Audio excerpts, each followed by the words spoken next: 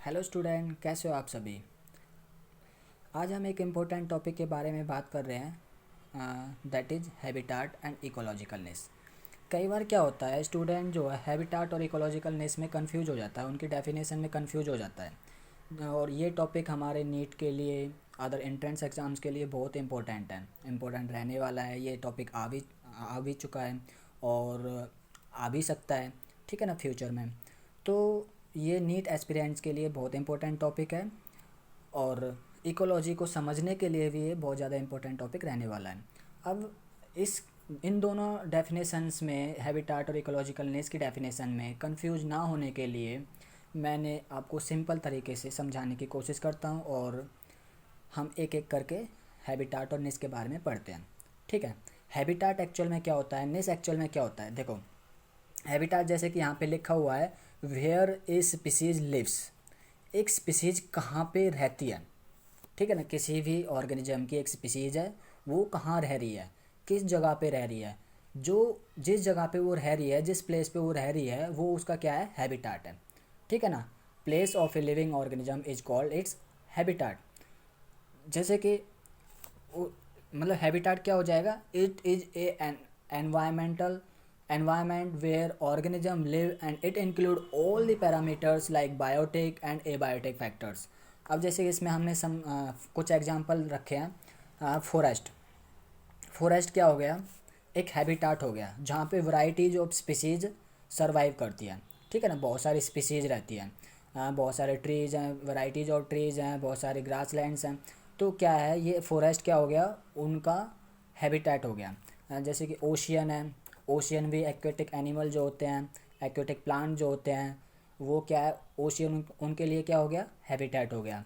Desert, desert जो जहाँ पे टेम्परेचर हाई रहता है, ठीक है ना, वो उन जैसे जीरोफाइटिक प्लांट जो होते हैं, हाँ, वो उनके लिए उसका हैबिटाट हो गया, ठीक है।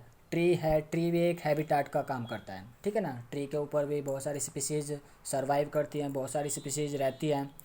तो देखो, फॉरेस्ट, ओशियन एंड डेजर्ट, ये तो क्या हो गए, लार्ज हैबिटाट हो गए। लेकिन ट्री क्या है, एक स्मॉल हैबिटाट है, ठीक है ना। स्मॉल हैबिटाट आप समझ गए होंगे कि मैंने स्मॉल क्यों बोला है इसको। ये एक सिंगल ट्री है और फॉरेस्ट बड़ा है, इस वजह से क्या है, ये लार्ज हैबिटाट हो गया और ये ट्री क्या है, स्मॉल हैबिटाट हो गया। तो आपको हैबिटाट समझ में आया। हैबिटाट क्या है, एक स्पेस है, कोई भी प्लेस जहाँ पे लिविंग ऑर्गेनिज्म सर्वाइव कर रहा है, ठीक है ना, अपना बिहेवियर शो कर रहा है, तो उसको हम क्या बोलेंगे, हैबिटाट। जहाँ वो रह रहा है, ठीक है ना, वो उसका पर्टिकुलर जो एनवायरनमेंट है वो क्या हो गया, उसके लिए हैबिटाट हो गया। अब बात करते हैं हम निस की। कंफ्यूज मत होना बिल्कुल भी। निस क्या है, हाउ स्पीसीज लिव्स। स्पीसीज कैसे सरवाइव कर रही है, कैसे रह रही है, क्या फंक्शन शो कर रही है, किस जगह पे रह रही है, ठीक है ना। वो क्या हो गया, निस। हैबिटाट में तो क्या था, वेयर, और निस में क्या है, हाउ। हैबिटाट में वेयर, जहाँ पे स्पीसीज सरवाइव कर रही है, जहाँ पे रह रही है वो, ठीक है ना, अपना रिसोर्स इनटेक कर रही है, उसको हम बोलते हैं हैबिटेट। और जहाँ निस, निस में क्या हो गया, जहाँ मतलब स्पीसीज कैसे रह रही है, ठीक है ना, किस तरीके से सर्वाइव कर रही है, उसको सर्वाइवल के लिए क्या क्या चीज़ों की ज़रूरत पड़ रही है, क्या वो फंक्शन शो कर रही है वहाँ पे। जैसे एक एग्जांपल के थ्रू मैं समझाने की कोशिश करता हूँ। जैसे कि आपका घर है, आपके घर में 4-5 रूम हैं, ठीक है ना, और 4-5 फैमिली मेम्बर भी मान लो। तो क्या है, हर कोई अपने अपने रूम में रहता है, ठीक है ना। अब आप लोगों के लिए, आप सभी मेंबर्स के लिए आपका घर जो है वो आपका हैबिटाट हो गया, ठीक है। आपका घर क्या हो गया, हैबिटाट हो गया। लेकिन जो आपका जो रूम है, जहाँ पे आप रहते हो, जहाँ पे आप सोते हो, जहाँ पे आप खाते हो, डांस करते हो, सिंगिंग करते हो, पढ़ते हो, ठीक है ना, जो भी इंटरटेन आप करते हो, कुछ काम करते हो तो अपने रूम में करोगे। तो वो क्या हो गया, आपका निस हो गया। मतलब कहने का मतलब क्या है, कंप्लीट घर तो क्या हो गया, उसका हैबिटाट हो गया। और जो रूम है, जो छोटा पोर्शन है उसका, एक अकेले रूम है, वो अपनी सारी एक्टिविटीज़ शो कर रहा है, अपने सारे फंक्शन शो कर रहा है, उसको हम क्या बोलेंगे, उसका निस बोलेंगे, ठीक है ना। तो निस क्या हो गया कि वो कैसे सरवाइव कर रहा है, कैसे रह रहा है, ठीक है ना। तो ये क्या हो गया, निस, ठीक है, कैसे फंक्शन शो कर रहा है। तो निस क्या है, all the parameter needed to live and successfully reproduce in a healthy way is called niche. Niche क्या है, ऐसे पैरामीटर जो उसको सर्वाइवल के लिए, जो उसको रहने के लिए, लिव करने के लिए जिनकी उसको ज़रूरत पड़ रही है, जिन जिन पैरामीटर्स की उसको ज़रूरत पड़ रही है, उसको हम क्या बोलेंगे, निश बोलेंगे। जहाँ वो रिप्रोड्यूस कर रहा है एक हेल्दी वे में, ठीक है ना, जहाँ अपने सर्वाइवल को आगे बढ़ा रहा है। It is a functional area of organism species. याद रखना, it is a functional area. क्या है निश? It is a functional area. ये एक इम्पोर्टेंट टॉपिक है, इम्पोर्टेंट स्टेटमेंट है, जो कि हमें क्या बताती है, निश को डिफाइन करने में हमारी मदद करती है। ठीक है, ये याद रखना, ये नीट में भी पूछा जा चुका है ये क्वेश्चन, नीट 2016 में हम डिस्कस करेंगे इसके बारे में भी। ठीक है, निश क्या है, एक फंक्शनल एरिया है किसी भी ऑर्गेनिज्म की स्पीसीज के लिए, जहाँ वो अपना फंक्शन शो करता है, जहाँ पे वो रहता है, जहाँ पे वो सर्वाइव कर रहा है। ठीक है ना, सर्वाइवल के लिए जो जो चीज़ों की उसको ज़रूरत पड़ रही है, ठीक है, वो उसका निश हो गया। तो इकोलॉजिकल निश क्या है? इकोलॉजिकल निश डिस्क्राइब हाउ एन ऑर्गेनिज्म और a population respond to distribution of resources. वो रिसोर्स जो हैं, रिसोर्स जहाँ जहाँ डिस्ट्रीब्यूट हैं, वो उसको कैसे रिस्पॉन्ड कर रहे हैं किसी भी ऑर्गेनिज्म का, किसी भी पॉपुलेशन को, ठीक है, या फिर किसी भी कॉम्पिटिटर्स को। For example by growing when resource are abundant and when predators, parasites and pathogens are scarce. ठीक है, तो इकोलॉजिकल निश क्या हो गया, उसका फंक्शनल एरिया हो गया, जहाँ वो सर्वाइव कर रहा है, जिस तरीके से वो रह रहा है। जैसे कि मैंने घर और रूम का एग्जांपल दिया था, घर एक बड़ा हो गया। ये भी याद रखना, हैबिटाट जो है वो लार्ज होता है, हैबिटाट हमेशा लार्ज होगा, किससे? निश से। निश क्या होगा? स्मॉल होगा। ठीक है, हैबिटाट एक लार्ज एरिया है और निश एक स्मॉल एरिया है, ठीक है ना। और कह सकते हैं we can say that niche is a part of habitat. ठीक है ना, जैसे कि रूम घर का ही तो एक पार्ट है, छोटा एक पार्ट, छोटा सा पार्ट है, ठीक है, घर का ही पार्ट है, छोटा पार्ट है, तो उसको हम क्या बोलेंगे? निश बोलेंगे। ठीक है, मतलब हैबिटाट का स्मॉल पार्ट जो होता है वो निश कहलाता है। ठीक है, इन इकोलॉजी, इकोलॉजी निश is a specific environmental condition in which a species living. निश क्या है? एक स्पेसिफिक एनवायरमेंटल कंडीशन है, स्पेसिफिक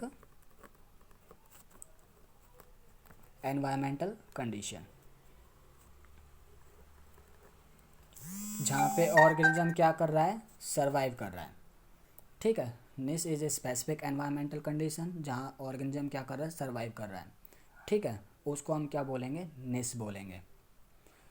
ठीक है, निश is determined by habitat in which a species lives and its accompanying behavioral adaptation। जहाँ वो अपना बिहेवियर शो कर रहा है, जहाँ वो अपना बिहेवियर एडेप्टेशंस कर रहा है, उसको हम क्या बोलेंगे? निश बोलेंगे।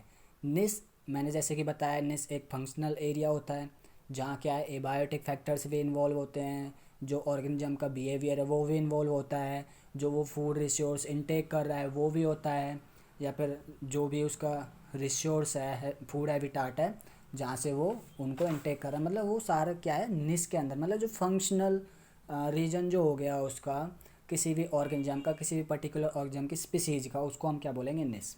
अब बात आती है निश के टाइप्स की। निश जो होता है वो 2 टाइप्स का होता है। ठीक है, 2 कैटेगरी में इसको डिवाइड किया गया है।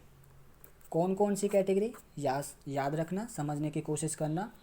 एक तो है, फर्स्ट है क्या? फंडामेंटल, फंडामेंटल निश,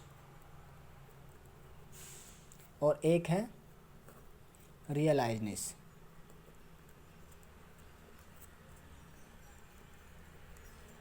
ठीक है ना, फंडामेंटल निश, रियलाइज निश। फंडामेंटल निश क्या होता है और रियलाइज निश क्या होता है? देखो, फंडामेंटल जैसे कि नाम से ही आपको पता चल रहा होगा, कोई एक लार्ज एरिया, ठीक है ना, जिसका मतलब लार्ज निश है। A particular organism living in their निश, एक पर्टिकुलर ऑर्गेनिज्म है, वो एक निश में रह रहा है, मतलब किसी हैबिटाट के, जो कोई एक फॉरेस्ट है, मान के चलो फॉरेस्ट के किसी एक पोर्शन में वो रह रहा है, कोई कोई भी स्पीसीज रह रही है, किसी भी ऑर्गेनिज्म की स्पीसीज एक पर्टिकुलर प्लेस पे रह रही है जहाँ पे वो अपना सारा रिसोर्स है वो इनटेक कर रही है, अपना हैबिट क्या कहते हैं रिप्रोडक्शन कर रही है, सर्वाइव कर रही है, ठीक है ना, जहाँ वो अपना फंक्शन शो कर रही है, ठीक है। अगर वहाँ कोई भी डिस्टरबेंस नहीं हुई उस एरिया में, जो हैबिटाट है, हैबिटाट का कोई भी पोर्शन, एक स्मॉल पोर्शन, ठीक है ना, स्मॉल पोर्शन जहाँ पे वो ऑर्गेनिज्म रह रहा है, जो स्पीसीज रह रही है, अगर वहाँ कोई भी डिस्टरबेंस नहीं हुई, डिस्टरबेंस नहीं हुई, देर इज़ नो डिस्टरबेंस, ठीक है ना, देर इज़ नो कॉम्पिटिटर्स, ठीक है, देर इज़ नो कॉम्पिटिटर्स, अगर वहाँ कोई डिस्टरबेंस नहीं है, कोई उनको डिस्टर्ब नहीं कर रहा है, वो अपनी लाइफ स्टाइल अच्छे से जी रहे हैं, अच्छे से व्यतीत कर रहे हैं, अच्छे से खाना खा रहे हैं, अच्छे से रिप्रोड्यूस कर रहे हैं, अच्छे से ग्रो कर रहे हैं, अच्छे से सर्वाइव कर रहे हैं, वहाँ कोई कॉम्पिटिटर नहीं है, कोई उन्हें आके परेशान नहीं कर रहा है, कोई उनसे कॉम्पीट नहीं कर रहा है, कोई उन्हें डिस्टर्ब नहीं कर रहा है, तो उसको हम बोलेंगे फंडामेंटलनेस। समझने की कोशिश करना, जहाँ कोई भी डिस्टर्बेंस नहीं है पर्टिकुलर हैबिटाट के स्मॉल पोर्शन में, जो उसका नेस है किसी भी ऑर्गेनिज्म का, वहाँ वो रह रहा है, वहाँ अगर कोई डिस्टर्बेंस नहीं है, कोई कॉम्पिटिटर नहीं है उसको डिस्टर्ब करने के लिए किसी भी स्पीसीज को, वहाँ एक स्पीसीज रह रही है, उसके अलावा और कोई स्पीसीज नहीं, उस पोर्शन पे कोई स्पीसीज नहीं है। मैं एक हैबिटाट की बात नहीं कर रहा हूँ, हैबिटाट में तो बहुत सारी स्पीसीज होंगी, बट जहाँ पे वो स्पीसीज रह रही है उस जगह पे कोई अदर स्पीसीज नहीं है, ठीक है ना, जिससे कि वो अच्छे से अपना सर्वाइवल शो कर रही है, अपना अच्छे से रह रही है, अच्छे से खा पी रही है, अच्छे से रिप्रोड्यूस कर रही है, ग्रो कर रही है, ठीक है ना, वहाँ पे एग्जिस्ट कर रही है, तो वो क्या हो गया, फंडामेंटल नेस कहलाएगा। अब फंडामेंटल नेस लार्ज कैसे होता है, ये लार्ज कैसे होता है ये मैं बताता हूँ एज कम्पेयर टू रियलाइजनेस। हम रियलाइजनेस के बारे में भी बात करेंगे, एग्जाम्पल के थ्रू भी बात करेंगे, जिससे कि आपको क्लियरली समझ में आ जाए, ठीक है ना। अब हम रियलाइजनेस की बात कर लेते हैं, जिससे कि आपको कोई प्रॉब्लम ना हो, ठीक है।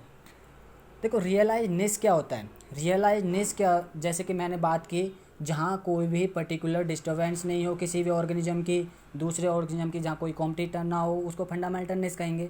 लेकिन एक जो नेस है जहाँ पे एक ऑर्गेनिज्म रह रहा है, ठीक है ना, जहाँ एक ऑर्गेनिज्म रह रहा है वहाँ पे अगर मान के चलो कोई दूसरी स्पीसीज का ऑर्गेनिज्म वहाँ आ जाए, कोई अदर स्पीसीज वहाँ पे आ जाए, और उनको मतलब रिसोर्स सेम है, खाना सेम है, अपना मतलब फूड के लिए क्या है वो वहाँ पे आ जाए, खाने के लिए आ जाए, भाई अब क्या होगा, वहाँ पे डिस्टर्बेंस हो जाएगी, जो स्पीसीज वहाँ पहले से रह रही थी उसको आके वो डिस्टर्ब करेगी, उसका वो खाना खाएगी, अब वो खाना खाएगी तो उसका जो खाना कम पड़ जाएगा, तो कम पड़ जाएगा तो वो फिर आपस में लड़ेंगे भी, एक दूसरे से कॉम्पीट करेंगे खाने के लिए कि वो उसका खाना क्यों खा रहा है, ठीक है ना। अब उनमें से जो ज़्यादा स्ट्रॉन्ग होगा वो जीत जाएगा, और जो स्पीसीज ज़्यादा स्ट्रॉन्ग होगी वो जीत जाएगी, और क्या है वो उस एरिया पे अपना मतलब उस एरिया को अपना मान लेगी और अपना राज करेगी वहाँ पे, ठीक है ना, और वहाँ पे रहने लग जाएगी, और जो वीक हो गए होगी उनमें से कोई स्पीसीज वो एलिमिनेट हो जाएगी, ठीक है ना, वहाँ से चली जाएगी,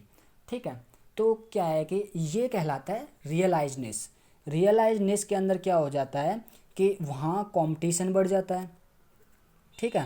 कंपटीशन क्यों बढ़ जाता है, क्योंकि सेम रिसोर्स है और दूसरी स्पीसीज वहाँ पे आके रहने लग जाती है, कंपटीशन इंक्रीज हो जाता है, और डिस्टर्बेंस तो होगी ही होगी, ठीक है ना, डिस्टर्बेंस तो होगी ही होगी, ठीक है, ये भी इंक्रीज हो जाती है। तो अब उनमें से जो ज़्यादा स्ट्रॉन्ग होगी स्पीसीज वो वहाँ रहने लग जाएगी, और जो वीक होगी वो वहाँ से एलिमिनेट कर दी जाएगी, ठीक है। तो ये होता है रियलाइजनेस। अब इसको हम एग्जाम्पल के थ्रू समझने की कोशिश करते हैं। जैसे कि मान के चलो ये एक पर्टिकुलर हैबिटाट है, ठीक है ना, एक पर्टिकुलर हैबिटाट है, और यहाँ पे मान के चलो कोई स्पीसीज रह रही है इस एरिया में, ठीक है ना, इस एरिया में कोई स्पीसीज रह रही है। अब ये जो है सिंगल स्पीसीज है, ठीक है, सिंगल स्पीसीज है। तो यहाँ पे आंट का एग्जांपल ले लो, मान के चलो यहाँ पे बहुत सारे ब्लैक आंट हैं, ठीक है ना, और सिंगल स्पीसीज यहाँ पे उनकी रह रही है। तो क्या होगा, इन्हें डिस्टर्ब करने वाला कोई भी नहीं है, there is no disturbance, there is no competitors, ठीक है ना, देयर इज़ नो इंटरफेरेंस, और क्या होगा यहाँ पे डिफरेंट फूड हैबिटाट भी उसको मिलेगी, ठीक है। तो इस वजह से क्या है, यहाँ जो आंट रह रही है वो अच्छे से रह पाएगी, अच्छे से अपनी ग्रोथ कर पाएगी, अच्छे से रिप्रोड्यूस कर पाएगी, अच्छे से वो अपना फंक्शन शो कर पाएगी। ठीक है, उसको बोलते हैं हम फंडामेंटल। उसको क्या बोलते हैं हम? फंडामेंटलनेस। ठीक है, फंडामेंटलनेस बोलेंगे। अब ये लार्ज कैसे होता है ये समझने की कोशिश करते हैं। ये लार्ज कैसे होता है एज कंपेयर टू रियलाइजनेस। ठीक है ना। अब लार्ज इस वजह से होता है, जैसे कि मान के चलो यहाँ पे, यहाँ क्या है, एक स्पीसीज है। ठीक है, एक स्पीसीज है, ये पहले से रह रही थी यहाँ पे ब्लैक आंट। ठीक है, अब मान के चलो यहाँ पे कोई अदर स्पीसीज आ जाए, अदर स्पीसीज आ जाए, मान के चलो कोई रेड आंट आ जाए। ठीक है, रेड आंट आ जाए तो यहाँ दो स्पीसीज हो जाएंगे। ठीक है, कंपटीशन बढ़ जाएगा, कंपटीशन बढ़ जाएगा तो क्या होगा, यहाँ पे वीकर जो स्पीसीज होगी, जो वीकर है वो क्या एलिमिनेट हो जाएगी, एलिमिनेट हो जाएगी। ठीक है ना। तो क्या है, यहाँ पे दूसरी वाली स्पीसीज ने भी उसकी जगह घेर लिया के, ठीक है ना, उसको भगा दिया। इस वजह से कहते हैं अब यहाँ पे ये कहीं भी रह सकती थी, बट यहाँ पे ये कहीं भी नहीं रह सकती। जहाँ पे इसके लिए सेफ़ जगह होगी ये सिर्फ वहीं पे रहेगी। इस वजह से हम कहते हैं कि जो फंडामेंटलनेस होता है वो लार्ज होता है, और जो रियलाइजनेस होता है वो क्या होता है, स्मॉल होता है। ठीक है, तो एक दूसरे एग्जाम्पल से भी समझने की कोशिश करते हैं। ठीक है, वो क्या है, जैसे कि मान के चलो कि कोई एक ए स्पीसीज है। ठीक है, कोई एक ए स्पीसीज है और कोई एक बी स्पीसीज है। ये मान के चलो ब्लैक आंट है। ठीक है, और ये क्या है, रेड आंट है। ठीक है, तो ये अपने पर्टिकुलर नेस में रह रही है। ठीक है, ये इसका रहने की जगह है जहाँ पे वो अपना फंक्शन शो कर रही है, और ये रेड आंट अपनी जगह पे रह रही है। ठीक है, अगर ये ऐसे रहे, अलग अलग जगह पे रहें, ठीक है, तब तक तो ठीक है, ये आपस में डिस्टर्ब नहीं कर रही है, एक दूसरे को इंटरफेयर नहीं कर रही, कॉम्पीट नहीं कर रही। हाँ, देर इज़ नो, मतलब कि इनका जो फूड रिसोर्स है वो अलग अलग है, इसका यहाँ पे है, इसका यहाँ पे है। ठीक है ना, इनका इकोलॉजिकल नीड्स जो है अलग अलग है। तो क्या हो जाता है, वो क्या कहलाते हैं, फंडामेंटलनेस। ठीक है ना, ये दो डिफरेंट प्लेस हैं, इकोलॉजिकलनेस है। ठीक है, जहाँ पे दो स्पीसीज सर्वाइव कर रही हैं और एक दूसरे के साथ में रह रही हैं। ठीक है, उसको हम क्या बोलेंगे, fundamentalness. That means they having different food habit, they having different timing of reproduction that and conditions of reproduction and resource requirement। इनकी जो फूड हैबिट है वो अलग है, रिप्रोडक्शन की टाइमिंग कंडीशन अलग है, जो इनकी रिसोर्स की रिक्वायरमेंट है वो भी अलग है। ठीक है ना, इस केस के अंदर ये केस 1 हो गया। ठीक है ना, अगर हम बात करें केस सेकंड की बात करें, मान के चलो कि एक स्पीसीज़ है जो कि इस एरिया में रह रही है, इस निश में रह रही है, और एक बी स्पीसीज़ है जो कि उसको आके डिस्टर्ब कर रही है।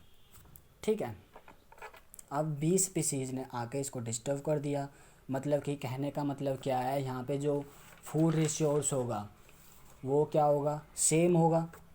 फूड रिसोर्स क्या होगा, सेम होगा भाई, फूड सेम हो तभी तो वो यहाँ के रह रही है, वरना यहाँ के क्यों रहती बी वाली स्पीसीज। ठीक है, अब ये फूड सेम होगा तो भाई इसका जो खाना है वो कम रह जाएगा। अब ये अच्छे से घूमेगी फिरेगी नहीं, फ्रीली मूव नहीं कर पाएगी, अच्छे से सर्वाइव नहीं कर पाएगी। अब ये आपस में कंपटीशन करेंगे एक दूसरे से, ये एक दूसरे को मारेंगे, ठीक है ना, भगाएंगे, एक दूसरे को एलिमिनेट करेंगे। अब इनमें से जो वीक होगा वो एलिमिनेट हो जाएगा और जो स्ट्रॉन्ग होगा वो कब्जा कर लेगा। ठीक है ना, उसके निस पे। ठीक है, तो क्या हो गया, that means they are having same resource and same requirement. And ये क्या कर रहे हैं, सेम रिक्वायरमेंट रिसोर्स की, तो इस वजह से क्या कर रहे हैं, ये कॉम्पीट कर रहे हैं, देयर इज ए इंटरफेरेंस, ठीक है ना, ये एक दूसरे को इंटरफेयर कर रहे हैं, ठीक है। अब इनमें से वो जो वीक स्पीसीज होगी कांट को exist together and competition will result in one species elimination. एक स्पीसीज का एलिमिनेशन होना बहुत ज़्यादा इंपॉर्टेंट, मतलब बहुत ज़्यादा हो निश्चित है ये तो, ठीक है। एक स्पीसीज ज़रूर एलिमिनेट हो जाएगी इन दोनों में से। तो उसको अब जो ये जो ओवरलैपिंग एरिया है ना, जहाँ पे ये स्पीसीज दूसरी स्पीसीज, ये वाला जो एरिया है ओवरलैपिंग एरिया जिसने इसको ओवरलैप कर लिया है, वो क्या कहलाता है, रियलाइज निस। समझ में आया अब तो, रियलाइज निस, ठीक है ना। तो इसमें आपको कोई कन्फ्यूजन नहीं हो जानी चाहिए मेरे ख्याल से अब, कि हैबिटाट क्या होता है ना, इकोलॉजिकल निस क्या होता है, ठीक है। इकोलॉजिकल निश के क्या टाइप हैं, habitat where a species live, एक स्पीसीज कहाँ पे रह रही है, ठीक है ना। एग्जांपल फॉरेस्ट हो गया, ओशियन हो गया, डेजर्ट हो गया, ट्री हो गया, है। और निश क्या है, हाउ स्पीसीज लिव, मतलब एक फंक्शनल एरिया जो होता है जहाँ पे वो अपना काम करता है। जैसे मैंने रूम का एग्जांपल दिया था, घर का एग्जांपल, ठीक है ना। घर कंप्लीट क्या हो गया, एक फंक्शनल एरिया, वो घर कंप्लीट हैबिटाट हो गया, और जो उसका रूम हो गया वो उसका फंक्शनल एरिया हो गया, ठीक है ना। निस एक स्पेसिफिक एनवायरमेंटल कंडीशंस में रहता है। निस दो टाइप का होता है, फंडामेंटल निस एंड रियलाइज निस। फंडामेंटल निस जो होता है वो लार्ज होता है। लार्ज क्यों होता है, क्योंकि वहाँ पे कोई कंपटीशन नहीं होता, कोई दूसरी स्पीसीज नहीं रहती, एक ही स्पीसीज रहती है। एक स्पीसीज की वजह से क्या है, वो फूड रिसोर्स भी बहुत ज़्यादा होता है उनका, तो इस वजह से क्या है, फंडामेंटल निस जो है लार्ज होता है। और there is no competition, there is no interference, there is no disturbance, ठीक है ना। फूड रिसोर्स भी अलग अलग होंगे। रियलाइजनेस में क्या है, वो ओवरलैप कर लेता है, दूसरी स्पीसीज आ जाती है और क्या कर देते हैं, उसको आके कॉम्पीट करने लग जाते हैं सेम फूड रिसोर्स की वजह से। इस वजह से वो रह नहीं पाते हैं और एक स्पीसीज को उनमें से निकलना होता है, ठीक है ना। तो अब हम बात करते हैं, केस टू की भी बात कर ली। एग्जांपल, दो अगर स्पीसीज अलग अलग जगह पे रह रही हैं तो वो मतलब कैसे सरवाइव करेंगे, क्या कंडीशंस होंगी, क्या प्रॉपर्टीज़ होंगी उनकी। अगर दो स्पीसीज एक सेम एरिया में रह रही हैं तो क्या वहाँ पे प्रॉब्लम क्रिएट हो सकती है और क्या हो सकता है वहाँ पे। अब बात करते हैं हम 2016 में जो निस का क्वेश्चन आया था, निस के ऊपर क्वेश्चन आया था। देखो इसने डायरेक्ट पूछ रखा है कि निस क्या है, निस क्या है। अब फर्स्ट ऑप्शन जो है इसका, इसमें दे रखा है the functional role played by organism where it lives, ठीक है ना। एक ऐसा फंक्शनल एरिया होता है जहाँ पे ऑर्गेनिज्म अपना काम करता है, जहाँ ऑर्गेनिज्म रहता है, ठीक है ना। मतलब जहाँ वो रह रहा है अपना फंक्शनल रोल प्ले कर रहा है, ठीक है। वो क्या हो गया, मतलब ये जो फर्स्ट ऑप्शन में दे रखा है। सेकंड ऑप्शन में क्या दे रखा है, all the biological factor in the organism environment, all the biological factor in the organism environment. इसका क्या मतलब है, जो कि मतलब all the organism biological factor है वो ऑर्गेनिज्म एनवायरनमेंट के लिए ज़रूरी है, ठीक है। इसका निश्चय कोई हमने अभी तक कोई रिलेशन ऐसा कुछ पढ़ा नहीं है, ठीक है। तो हालांकि बायोलॉजिकल फैक्टर्स इन्वॉल्व होते हैं, बट एक पर्टिकुलर प्लेस पे जो हम फंक्शन शो कर रहे हैं उसको हम निस बोलते हैं, ना कि हम एबायोटिक कंडीशंस को निस बोल रहे हैं, ठीक है ना। ये तो एबायोटिक कंडीशन शो कर रहा है, बायोटिक कंडीशन शो कर रहा है, ठीक है। थर्ड ऑप्शन में क्या दे रखा है, the range of temperature that the organism needs to live, मतलब कि टेम्परेचर जो है वेरी कर रहा है, जहाँ पे जिसकी वजह से क्या है ऑर्गेनिज्म को ज़रूरत पड़ रही है रहने के लिए, सर्वाइव करने के लिए।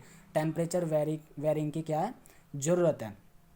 ये भी एक एबायोटिक फैक्टर है, ठीक है।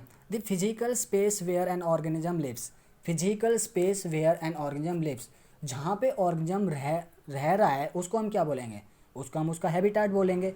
लेकिन मैंने बोला था ना where and species lives, where a species lives, है ना। स्पीसीज कहाँ पे रहती है, जहाँ जो उसका रहने का स्थान है वहाँ पे उसको उसका हम क्या बोलेंगे, हैबिटाट बोलेंगे। लेकिन निस में मैंने क्या बताया था, हाउ स्पीसीज लिव्स, ठीक है ना। स्पीसीज कैसे रह रही है, कैसे फंक्शन शो कर रही है, तो आपको आंसर तो पता चल ही गया होगा। आंसर क्या है भाई, ये तो हैबिटाट हो गया, ये तो हो नहीं सकता, ये एबायोटिक फैक्टर को शो कर रहा है, और ये जो है बायोलॉजिकल फैक्टर हैं जो कि ऑर्गेनिज्म के एनवायरनमेंट के लिए ज़रूरी होते हैं, ठीक है ना। ज़रूरी तो होते हैं बट इसने कोई रहने के लिए कोई रहने की बात ही नहीं की, किसी फंक्शंस की तो कोई बात ही नहीं की, फंक्शन की बात कहाँ पे कर रखी है, फर्स्ट ऑप्शन में। Functional role play by the organism where it lives, that is the answer of this question. तो इस तरीके से जो क्या है, निस के ऊपर क्वेश्चंस पूछे जाते हैं। ठीक है, निस एक इम्पोर्टेंट टॉपिक है और मुझे लगता है कि आपको समझ में भी आ गया होगा। देखिए जो ये चैनल है फ्यूचर डॉक्टर्स का, बहुत ही इम्पोर्टेंट रहने वाला है आपके लिए। ठीक है, नीट के लिए या फिर किसी भी आप एंट्रेंस की एग्ज़ाम की तैयारी कर रहे हैं, अगर आपको नीट की तैयारी करनी है या फिर कैसे भी अदर एंट्रेंस एग्ज़ाम की तैयारी करनी है, तो ये चैनल आपके लिए बहुत इम्पोर्टेंट रहने वाला है। सो मैं यही कहूँगा आपके लिए, अगर आपको कोई भी डाउट हो तो आप कमेंट कर सकते हो, या फिर कोई आप ऐसा टॉपिक जिसके बारे में आपको मतलब कन्फ्यूजन है या फिर अच्छे से नहीं आता है, तो आप कमेंट में लिख के आप लिख देना, वहाँ से मैं उसकी वीडियो अलग से बना के अपलोड कर दूँगा। ठीक है ना, with in 24 hours. Okay okay, thank you.